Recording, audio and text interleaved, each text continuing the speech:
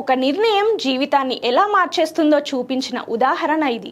Share warn 2008లో Rajasthan Royals కెప్టెన్గా ఉన్నప్పుడు కేవలం జీతం తీసుకోవడమే కాకుండా భవిష్యత్తును దృష్టిలో పెట్టుకొని కీలక నిర్ణయం తీసుకున్నాడు. మొదటి 4 సీజన్లకు 9.35 కోట్లు మాత్రమే తీసుకున్న ఆయన ప్రతి ఏడాది 0.75% వాటా ఇవ్వాలని ఒప్పందం కుదుర్చుకొని మొత్తం 3% షేర్ సంపాదించాడు. అప్పట్లో ఆ వాటా విలువ పెద్దగా కనిపించకపోయినా ఇప్పుడు పరిస్థితి పూర్తిగా మారింది.